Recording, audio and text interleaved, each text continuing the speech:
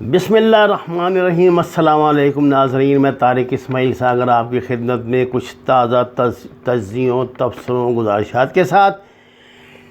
नाज़रीन कराम, ये बात तो आपके इल्म में होगी कि भारतीय सेनेट में ये इतराफ़ किया गया है कि 36,000 स्क्वायर किलोमीटर जो इलाका है वो चीन के कब्ज़े में है। और अब भारतीय जो माहिरीन हर्बो ज़रब हैं, इनमें एक रिटायर्ड ब्रिगेडियर जर्नैल सिंह, जो बहुत अरसा ये एक्चुअल लाइन ऑफ कंट्रोल पे खिदमत अंजाम दे चुके हैं, उनका हाल ही में तज़िया बहुत शोहरत पा रहा है। उन्होंने कहा है कि इंडिया को 250 से 300 किलोमीटर जो इलाका है, जिस पर अगलब गुमान ये है कि अगले कुछ दिनों में चाइना काबिज़ हो जाएगा। अगर इंडिया ये इलाका अपने तसर्रुफ़ में रखना चाहता है तो उसको 25 से 30 हज़ार फ़ौज वहाँ हर वक्त अलर्ट रखनी पड़ेगी। जर्नैल सिंह के मुताबिक 100 करोड़ रुपया यानी 1 अरब रुपया रोज़ाना जो है वो इसका ख़र्चा है, अगर हालात पुरअमन रहें। सिर्फ ये 25 से 30 हज़ार फ़ौज का जो रूटीन का ख़र्चा है वो, और 36,500 करोड़ सालाना जो है वो इसका ख़र्चा बनता है। अब आप अंदाज़ा फरमा लीजिए कि चीन की तरफ से गालबन परसों लेवल 2 अलर्ट जो अपनी फ़ौज को जारी कर दिया गया। नाज़रीन इकराम, चीनी फ़ौज के ना 4 लेवल होते हैं इसके अलर्ट के। ये दूसरा जो इनका लेवल है, इसमें ये होता है कि फ़ौज जो है वो बिल्कुल स्टैंड बाई जो है अपने गोला बारूद असले के साथ तैयार रहती है, और उनकी छुट्टियां मनसूख कर दी जाती हैं। और जो मखसूस यानी जो एरिया होता है, जो एरिया आप समझिएगा जो वार थिएटर वो समझते हैं होता है, वहाँ पे दूसरे इलाकों से भी फ़ौजें ला के जमा कर दी जाती हैं।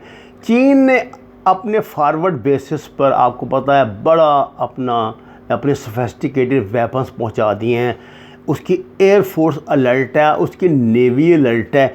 ये जो अलर्ट 2 है ना, ये तीनों फ़ौजों को बैक वक्त जारी किया जाता है, जो इस बात की निशानदेही है कि या तो किसी भी लम्हे चाइना जो है वो हमला करने वाला है, या फिर किसी भी लम्हे चाइना पे हमला होने वाला है।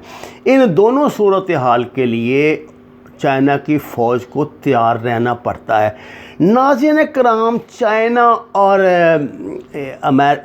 इंडिया की जो कशमकश है, इसको मिन्नत तरले से, हेरा फेरी से, चक्करबाजी से, जो इनके मखसूस हथियार हैं, दाम साम दंड भेद, मैं आपको अक्सर इसकी तशरीह करता रहता हूँ, उनके ज़रिए इन्होंने काबू में रखने का हर हरबा आजमा लिया।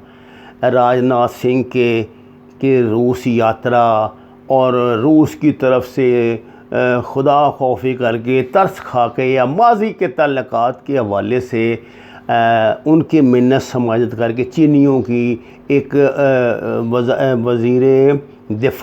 वज़ारत दफ़ा की सतह का अहम जो डायलॉग इन दोनों ममालिक के दरमियान कराया गया। लेकिन ये ऐसे बेवकूफ़ ज़िद्दी लोग हैं, मुझे तो ये बात समझ नहीं आती, ये अक्साई चीन है या जो दूसरे इलाके हैं, ये इंडिया क्यों इस बात पे बज़िद है कि उसके तसर्रुफ़ में रहें। इसने यही इंडिया ने बेड़ा गर्क अपना सियाचिन में किया था। सियाचिन का इलाका आपको पता है, तो सैकड़ों किलोमीटर जो इलाका है, वो जो बर्फ़ीले पहाड़ हैं वो खाली पड़े थे। वो पाकिस्तान का इलाका था, कुछ मुतनाज़ा इलाका था, कभी किसी का उधर ध्यान नहीं आया। इनको बैठे बैठाए जाने की आज शरत सूझी, एक दिन जाके वहाँ मोर्चे लगा के बैठ गए और उसकी कीमत आज तक अदा कर रहे हैं। आपको पता है कि एक जो वर्दी इसकी होती है जो इस्तेमाल करते हैं, मेरे ख्याल 4 के 5 लाख रुपए की होती है एक फ़ौजी की। वो जो इनके इग्लू होते हैं वो तो पता नहीं 10-10 लाख रुपए की होते हैं। और रोज़ाना का मेरा ख्याल है कि 5 से 10-15 करोड़ रुपया तो इंडिया का ज़रूर वहाँ पे ख़र्च हो रहा है।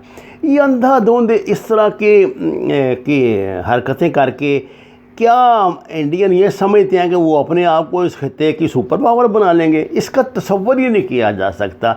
उसकी वजह ये है कि इंडिया का वास्ता पाकिस्तान में लड़ने वाली जो कौमें हैं ना, बलोच, ये पठान, पंजाबी, सिंधी, ये चारों की अपनी लड़ाई की तारीख़ है। ये कोई इस तरह की कौमें नहीं है। जबकि इंडिया के पास सवाए सिख, यानी जाट जो हैं, जाट भी आप समझ लें सिखों का हिस्सा हैं, और उसके बाद ये गोरखे थे। उनके इसके अलावा कोई मार्शल रेस नहीं है वहाँ। ये हम बेचारे बिहारी हमारे भाई हैं, या और जो दूसरे रेसेस हैं वहाँ पे, वो लड़ने मरने का तजुर्बा नहीं रखते। वो तो बेचारे इनके दलत हैं, इनके ग़ुलाम हैं, इनके सदियों से उनको ग़ुलामी ने उनके ज़हन ही बड़े छोटे बेचारों के कर दिए हैं। वो मतलब वो लड़ाई के लिए नहीं है। ये खतरी होते हैं लड़ने के लिए। तो खतरी इतने कहाँ हैं? ब्राह्मण कब लड़ता है? और ब्राह्मण तो हुकूमत करता है जो वो कर रहा है।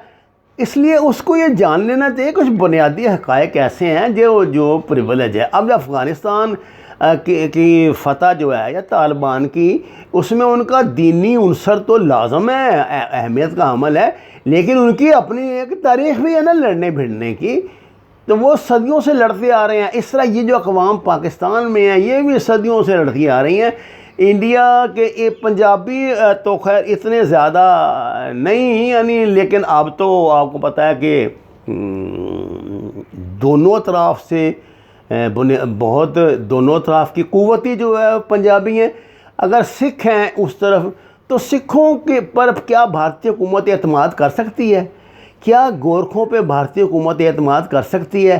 पता नहीं अजीत डोभाल का कैसा शैतानी ज़हन है। ये बंदा कैसे, हालांकि जूते खाता है हर जगह पे, लेकिन ये बज़िद है लड़ने के लिए। और चाइना ने, इस बात का सवाल ही पैदा नहीं होता कि चाइना ये जो दौलतपुर ओल्डी है वहाँ पे उसको अपने तसर्रुफ़ में ना ले और अक्साई चीन तक ना जाए, और हिमालय का पूरा रास्ता जो है ना उसने क्लियर करना है। ये एक नई पंगेबाजी अब कश्मीर में शुरू करने जा रहे हैं, जिस पर मैं किसी अगली वीडियो में आपकी खिदमत में कुछ गुज़ारिशात करूँगा। नाज़रीन कराम, वमा अलैना इल्लल बलागुल मुबीन। नाज़रीन कराम, आपसे दरख्वास्त है कुरान और नमाज़ को तर्जुमे के साथ जानिए। हमारे चैनल को सब्सक्राइब करें, लाइक्स दें और सच के सफ़र में हमारे साथी बने। आपका बहुत शुक्रिया।